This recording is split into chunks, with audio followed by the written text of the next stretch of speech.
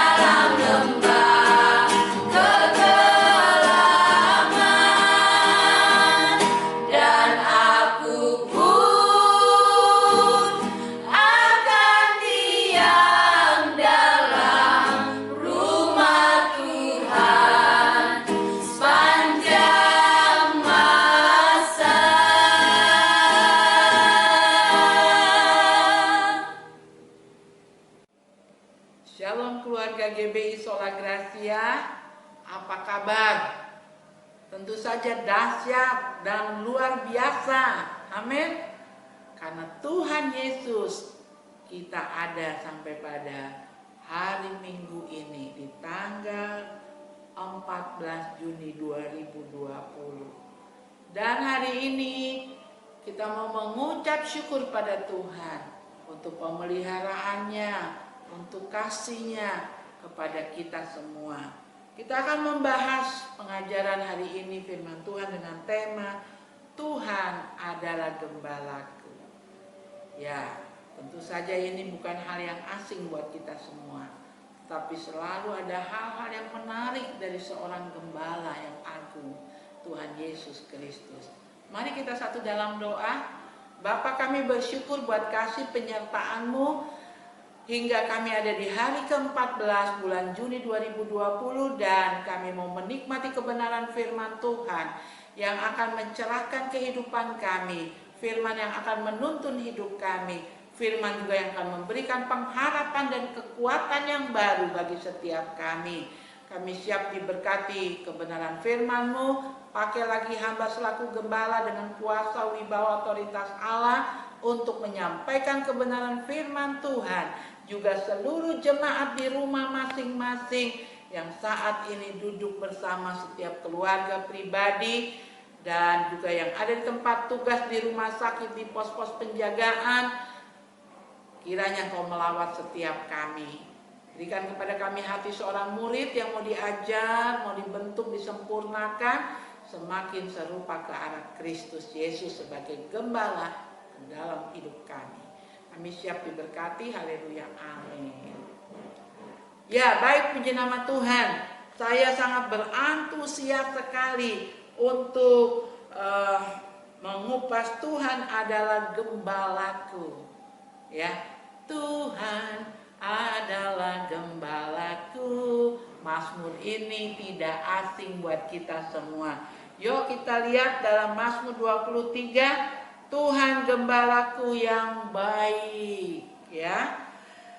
Tuhan adalah gembalaku, takkan kekurangan aku. Ayat yang kedua, Ia membaringkan aku di padang yang berumput hijau, Ia membimbing aku ke air yang tenang, Ia menyegarkan jiwaku, Ia menuntun aku di jalan yang benar oleh karena namanya. Sekalipun aku berjalan dalam lembah kekelaman, aku tidak takut, ya, bahaya, sebab Engkau besertaku, gadamu dan tongkatmu itulah yang menghibur aku. Engkau menyediakan hidangan bagiku di hadapan lawanku. Engkau mengurapi kepalaku dengan minyak. Pialaku penuh melimpah. Kebajikan dan kemurahan belaka akan mengikuti aku seumur hidupku, dan aku akan diam dalam rumah Tuhan sepanjang masa. Luar biasa. Oh, saudara, Mazmur ini ya ditulis jadi satu puisi ya oleh Daud ketika Daud benar-benar merasakan kasih sayang seorang gembala di dalam kehidupannya yang dikejar-kejar Saul, mau dibunuh, di dalam peperangan dengan bangsa-bangsa lain. Daud boleh mengatakan dan merasakan Tuhan adalah gembala yang baik, ya. Saudara pasti mengingat nama-nama Allah. Kalau saya sebut Jehovah Shalom, saudara akan katakan, Dia Allah yang memberi sukacita dalam hidupku. Kalau saya katakan Jehovah Jireh, saudara akan mengatakan Dia yang mencukupkan segala kebutuhanku. Lalu kalau dikatakan Dia adalah gembala yang baik, dalam bahasa Ibrani-nya disebut Jehovah Rohi, gembala yang menyiapkan segalanya, mau berkorban buat saudara dan saya. Mazmur 23 adalah salah satu mazmur yang sangat banyak dikhotbahkan, diseminarkan, ya, dibahas jadi tema untuk pendalaman Alkitab dan lain sebagainya, karena di dalam mazmur ini terdapat bukan saja kata-kata yang indah dalam puisi dalam bahasa Ibrani, ya, melainkan mengandung kekayaan teologi yang tidak ternilai tentang janji-janji dan pemeliharaan Tuhan atas umatnya. Daud mengakui bahwa Tuhan adalah gembala yang baik di pasal ini. Sebagai gembala yang baik, Tuhan akan membuat kita tidak kekurangan suatu apapun. Bahkan Ia mau menerima kita apa adanya, bukan ada apanya. Saudara nggak ada apa-apanya. Saudara dan saya itu adalah orang-orang justru yang dalam kegelapan, ya, dipanggil keluar kepada terang Kristus, ya. Maka Daud sangat antusias menciptakan puisi ini karena dia mengalami, dia merasakan kebaikan-kebaikan Tuhan, ya. Dia menulis, Ia mau menerima kita apa adanya, menjaga, menopang, menolong, dan menyatakan kasih-Nya setiap saat. setiap waktu dalam hidupku, tak pernah kau tinggalkan diriku. Rasa tidak seperti itu. Saudara merasakan dia adalah gembala yang luar biasa.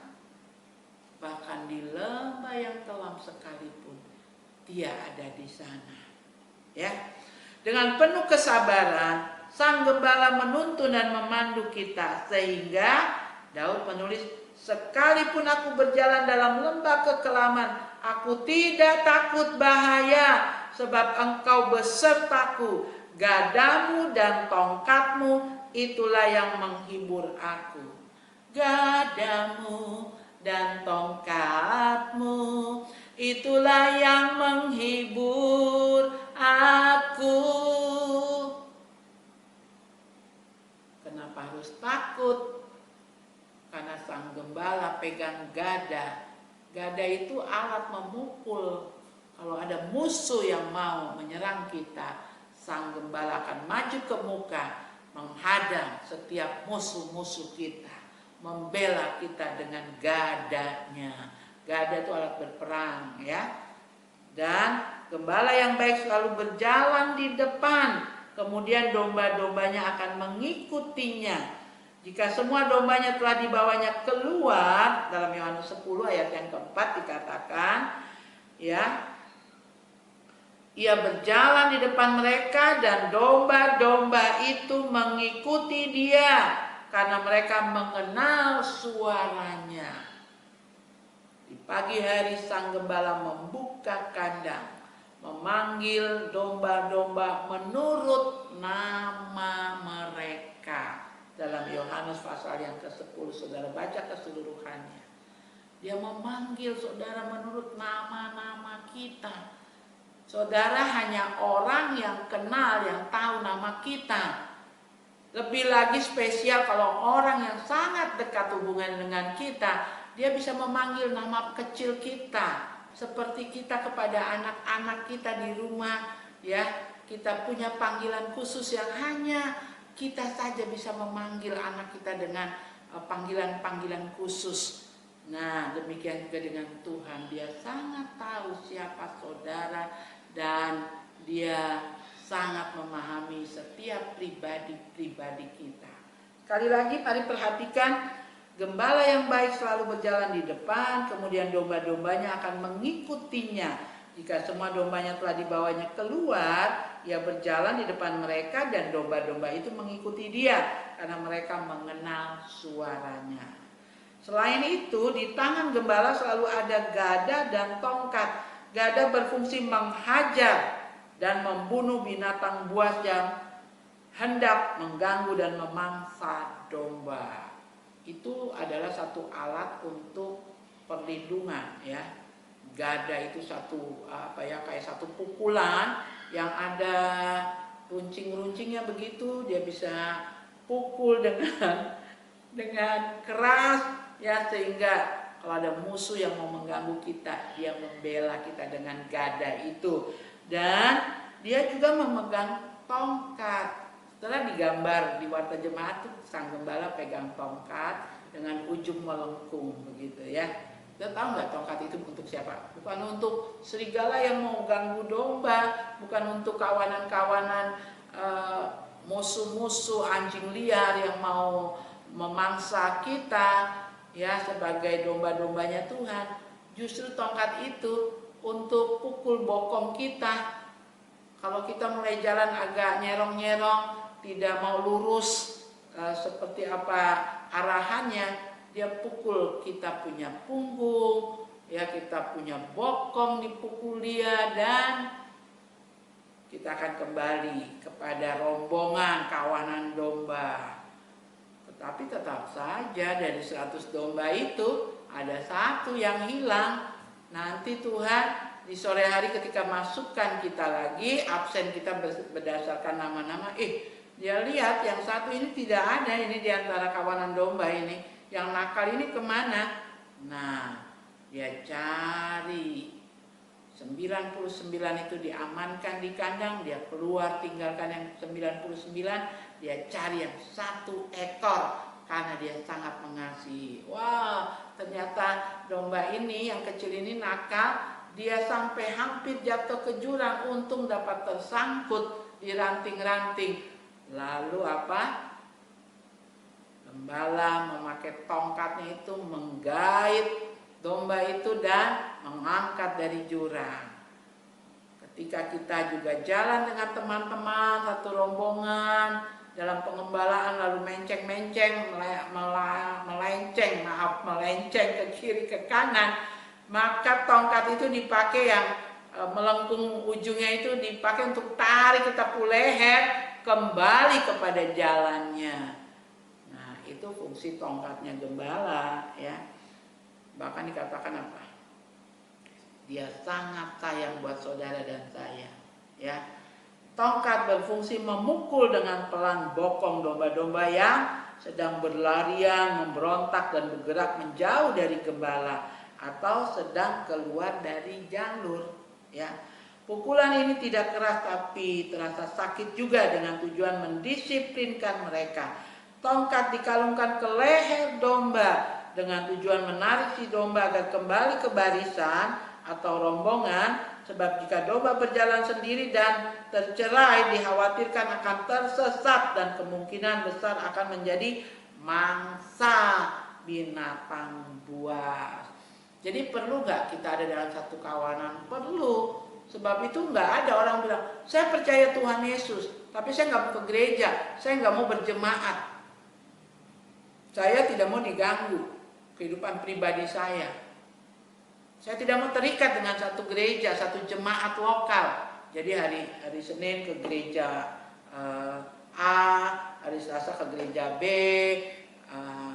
minggu berikutnya ikut komsel di gereja C, minggu berikutnya ikut kaum wanita di gereja, di persekutuan doa di manalah dengan nama apa saya tidak tahu. Dan ketika ditanya di tempat-tempat ikut bergabung ini, ibu mau berjemaat di sini, mau terdaftar? Oh tidak, saya hanya simpatisan saja.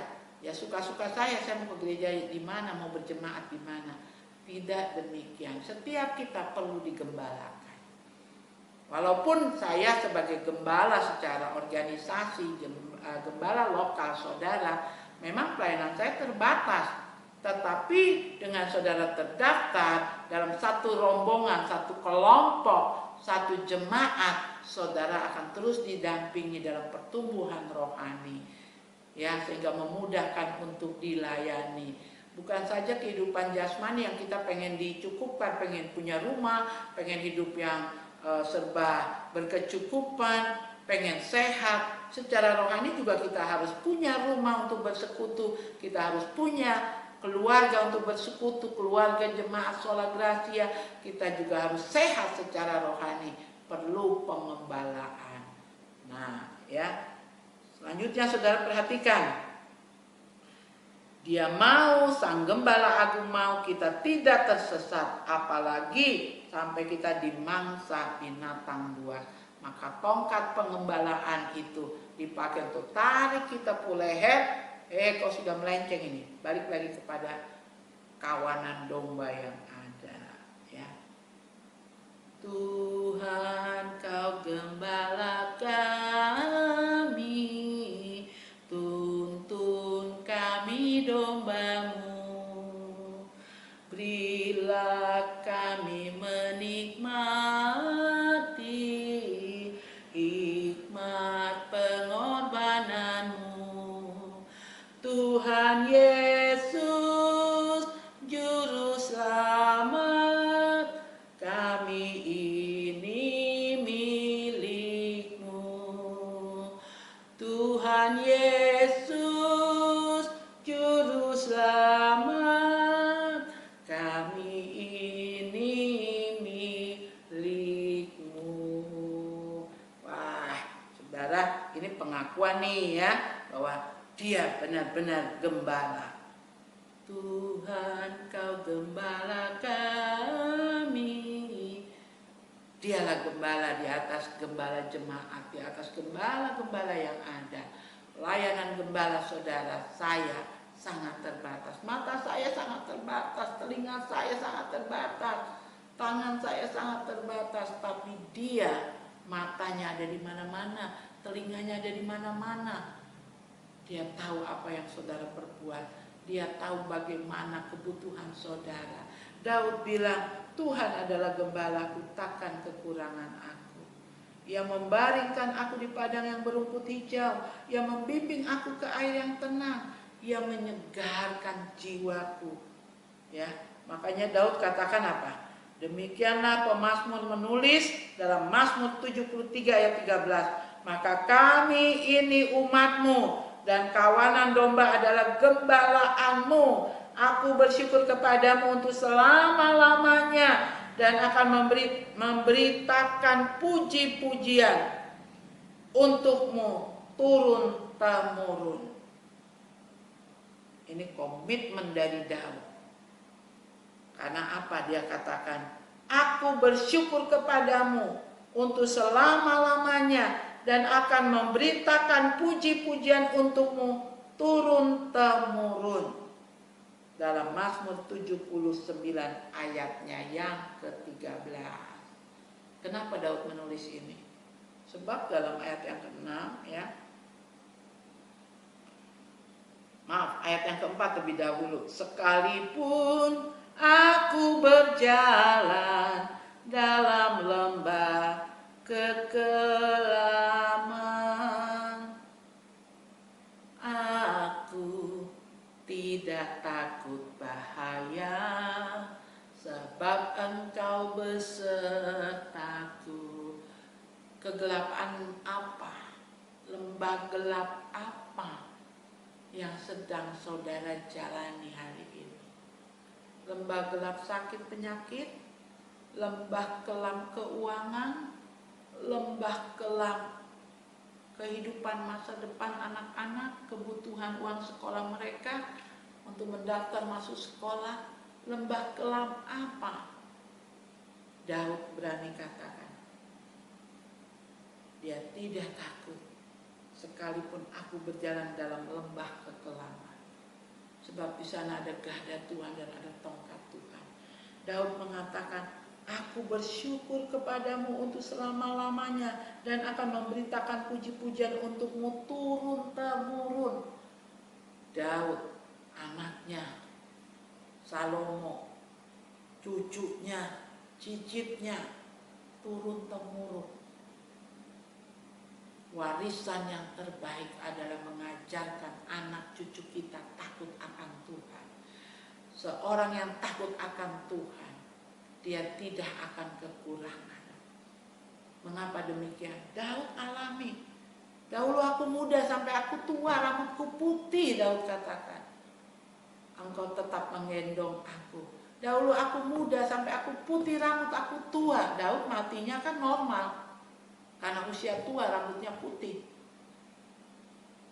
Dahulu aku muda sampai aku tua, kata Daud. Aku tidak pernah melihat orang benar, anaknya, turun-temurun keturunannya meminta-minta. Makanya Daud katakan, aku akan memberitakan, aku akan menaikkan puji-pujian kepadamu turun-temurun. Sebab apa? Selain dia ada menyertai sekalipun dalam lembah kelam.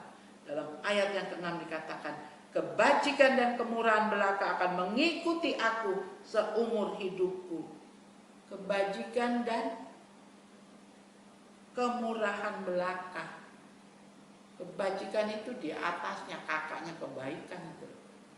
Hal-hal yang baik, hal-hal yang mendatangkan sukacita itu diarahkan buat saudara. Dan kemurahan, karena terlalu mahal, maka dia menganugerahkan keselamatan cuma-cuma. Bukan karena murahan, tetapi apa? Karena terlalu mahal, maka diberikan secara cuma-cuma. Kebajikan dan kemurahan belaka, tidak ada yang lain. Hanya kebajikan dan kemurahan Tuhan. Lalu dikatakan, akan mengikuti aku seumur hidupku. Kebaikan Tuhan bukan pada saat kita ulang tahun, happy birthday to you. Kebaikan Tuhan bukan pada saat semua aman-aman, tetapi kebaikan Tuhan juga seumur hidupmu. Seumur hidup.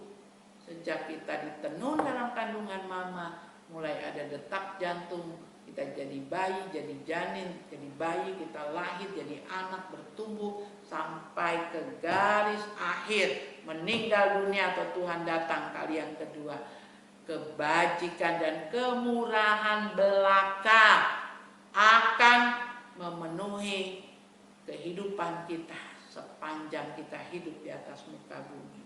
Dan aku akan diam dalam rumah Tuhan sepanjang masa. Karena Tuhan baik, karena perlindungannya, maka Daud berkomitmen turun-temurun akan memuliakan Tuhan. Aku akan diam dalam rumah Tuhan sepanjang masa. Gembala, tapi sekarang kita tidak bisa ke rumah Tuhan. Tidak demikian. Kalau Tuhan jaga kita seumur hidup kita, aku juga akan hidup seumur hidupku, sepanjang masa hidupku dalam rumah Tuhan. Di dalam rumah Tuhan itu ada apa? Di gereja itu ada apa? Ada pujian, ada firman yang kita pelajari. Daud katakan, aku di rumah Tuhan, aku di rumah Tuhan, memuji Tuhan, aku di rumah Tuhan mempelajari firman-Nya. Artinya kegiatan itu sepanjang hidupnya Daud, sepanjang masa dia kerjakan. Makanya Tuhan suka akan Daud. Tuhan katakan, aku menemukan Daud bin Isai, seorang yang berkenan kepadaku. Dan di akhir zaman Tuhan akan membangun kembali pondok Daud. Bukan bait suci Salomo yang megah mewah itu, bukan kemah Musa. Mengapa? Karena di pondok Daud ada 24 jam itu puji-pujian berlangsung. Dibagi sip para serafim yang menjaga tabut perjanjian, lalu ada dikelilingi pemuji penyembah yang memainkan kecapi rebana, yang bermazmur, yang membawa membaca gulungan-gulungan kitab. Itu Tuhan suka. 24 jam ada ibadah, ada kedekatan dengan Tuhan. Aku diam di dalam rumah Tuhan sepanjang masa. Artinya apa? Sepanjang hidupnya dia punya kontak yang baik, dia menjaga ibadahnya kepada Tuhan, dia bergaul intim dengan Tuhan. Itu yang dimaksud, aku akan diam dalam rumah Tuhan sepanjang masa. Saudara, percuma ada di gedung gereja, di rumah Tuhan, tapi pikiranmu, hatimu ada di mana-mana. Ya, yang Daud mengajarkan buat saudara dan saya adalah suasana rumah Tuhan itu, pujian dinaikkan, komunikasi dengan Tuhan di dalam pondok Daud itu yang dia bikin untuk bersekutu dengan Tuhannya 24 jam. Ya, tetap ada pujian, penyembahan, doa.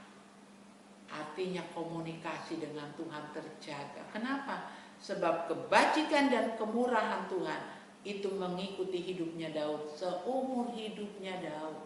Ya. Dan kalau sudah demikian, Daud bilang, engkau menyediakan hidangan bagiku di hadapan lawanku, engkau mengurapi kepalaku dengan minyak, pialaku penuh melimpah. Piala itu sekarang adalah hati saudara nih. Kalau kepala ini sumber apapun yang kita katakan, yang kita perbuat, itu datangnya dari perintah di kepala otak kita ini. Kalau kepala terima penumpangan tangan pengurapan dari Tuhan, seperti Daud diurapi, dan kemudian sejak pengurapan itu Daud dipimpin Roh Kudus sampai hari tuanya, sampai kepemimpinannya sebagai raja diserahkan kepada anak kekasihnya. Hari ini apa yang saudara mewariskan? Kalau saudara bergaul intim dengan Sang Gembala Agung, maka saudara akan mewariskan turun-temurun kepada anak cucu saudara keintiman dengan Tuhan. orang yang intim dengan Tuhan, dia pasti tahu apa yang gembalanya rindukan. Dia akan dengar suara gembalanya dan dia akan berjalan sesuai dengan arahan Sang Gembala Agung. Ingat, sekalipun dalam lembah kelam, dia tidak tinggalkan saudara. Dia akan beri kekuatan kepada saudara. Dan hati ini pialaku penuh melimpah karena pengurapan terjadi. Pikiran jernih, hati ini juga menghasilkan hal-hal yang baik. Tuhan Yesus memberkati. Alami kebaikan Tuhan, alami pertolongan Tuhan. Dia gembala yang baik. Mari kita satu dalam doa. Kami mengucap syukur Tuhan, kami punya Engkau sebagai gembala agung. Kami punya Engkau yang memahami kehidupan kami, bahkan kemurahan-Mu, sampai tinggalkan kesetaraan dengan Allah, turun ke dunia di tempat yang paling hina, mati juga sebagai orang yang terhina, tidak layak untuk dipandang. Yesaya menulis itu tentang kematian di atas kayu salib. Itu karena kebajikan dan kemurahan-Mu untuk kami para domba-domba. Kami percaya di masa Covid ini Tuhan akan menyertai hidup seluruh jemaat GBI Sola Gracia. Apa yang dikerjakan, diusahakan untuk kehidupan diberkati Tuhan. Selalu ada mujizat Tuhan untuk mencukupi segala kebutuhan kami. Terima kasih Bapak, berkati pelayanan yang ada lewat pemberitaan firman, baik di ibadah WBI. Juga kami akan memulai pelajaran untuk sekolah minggu depan Tuhan. Kami juga memberikan pengajaran-pengajaran lewat firman seperti yang kami alami pada hari Minggu ini. Lawat seluruh jemaat-Mu Tuhan. Kami memberkati kota Jayapura di mana kami tinggal. Kami memberkati provinsi Papua, bangsa negara kami Indonesia. Kami juga mau taat pada arahan-arahan dari pemerintah. Sampai saat ini kami belum bisa ibadah di gereja. Kami melakukan ibadah di rumah masing-masing. Kami mau taat Tuhan. Dan ketika kami taat, kami akan merasakan, kami akan mengalami pertolongan Tuhan yang luar biasa. Terima kasih juga untuk seluruh jemaat yang mengembalikan perpuluhan, yang memberikan persembahan dukungan untuk pelayanan pengerjaan PAUD di Dosai. Tuhan memperhitungkan semuanya. Tuhan kembalikan berkat-berkat-Mu. Pada akhirnya mari saudara-saudara di rumah angkat kedua tangan. Kita mau mengucap syukur dan biarlah Tuhan materaikan berkat dari ibadah kita. Kasih anugerah Allah Bapa melimpah atas saudara. Kasih Tuhan Yesus Kristus dalam persekutuan Roh Kudus-Nya turun atas kita semua dari pagi ini menjelang siang sampai Maranatha. Haleluya. Amin. Puji Tuhan. Puji Tuhan, saya percaya saudara sangat diberkati kebenaran firman Tuhan yang baru saja kita dengar tadi dalam ibadah. Pesan saya selaku gembala jemaat kepada seluruh keluarga besar GBI Sola Gracia, dimanapun saudara berada, dengan siapapun, entah dengan keluarga atau saudara lagi bertugas di rumah sakit, bertugas di pos-pos penjagaan yang TNI, yang polisi, ya, saya mau sampaikan, entah saudara sedang piket karena saudara bekerja dibagi shift, dapat tugas di hari Minggu, tidak apa-apa. Tetapi saya mau mengarahkan jemaat, ketika kita sepakat ibadah Minggu jam 10, mari tenangkan diri, konsentrasi, siapkan untuk terima berkat-berkat lewat firman yang ditayangkan. Dan saudara kalau ada berkumpul dengan keluarga, ada baiknya satu orang memimpin puji-pujian, lalu kemudian sampai kepada pujian untuk pemberitaan firman, saudara baru membuka YouTube khotbah yang saya sampaikan. Dengan demikian sikap kita datang beribadah itu sangat menentukan rasa syukur kita kepada Tuhan, rasa penghormatan kita kepada Tuhan. Ya, itu ditandai dengan bagaimana sikap ibadah kita. Walaupun saudara mengerjakan ibadah ini di rumah, bukan berarti ya saudara sambil tiduran, bangun tidur tidak mandi bermalas-malasan di tempat tidur, dan saudara mulai buka YouTube khotbah hari ini. Tidak demikian ya. Kita sepakat ibadah jam 10, berhenti dari seluruh kegiatan, bersihkan diri, ganti baju yang layak untuk menghadap Tuhan, beribadah, kalau bisa sekeluarga kumpul di ruang tamu, lakukan ibadah sebagaimana mestinya. Dan dengan sikap hati yang benar, maka Tuhan juga akan menambahkan kasih, rahmat, anugerah, kebaikannya kepada saudara dan saya. Lanjut, saudara mungkin juga sudah sangat rindu datang ibadah di gereja, di gedung gereja. Namun kita masih harus bersabar. Mengapa demikian? Karena pada hari Rabu tanggal 10 Juni 2020 bersama dengan 51 denominasi yang ada di kota Jayapura, kami sepakat bersama pemerintah, dalam hal ini Pak Wali Kota, juga memberikan arahan kepada seluruh ketua-ketua wilayah, gembala-gembala jemaat yang hadir dalam pertemuan itu. Kita kemudian akhirnya menyepakati bahwa ibadah raya di gedung gereja masih harus ditunda sampai kita evaluasi tanggal 30 Juni mengakhiri bulan ini bagaimana kondisi angka positif COVID di kota kita. Saudara, ini untuk kebaikan kita semua. Saya percaya kita semua sudah merindukan untuk bersekutu bersama. Tetapi lebih baik kita mencegah, menjaga supaya jangan terjadi hal-hal yang tidak kita ingini. Saya berharap jemaat bisa bersabar, jemaat tetap bersekutu dengan Tuhan secara pribadi maupun bersama kelompok keluarga, atau saudara ada di tempat kos, satu tempat kos mungkin ada 2-3 orang, saudara juga bisa berdoa bersama, saudara bisa melihat, mendengarkan kebenaran firman yang disampaikan. Saya percaya ketika kita dengan taat, kita sabar, maka pada waktunya lockdown ini akan selesai, kita semua bisa kembali beraktivitas seperti sedia kala.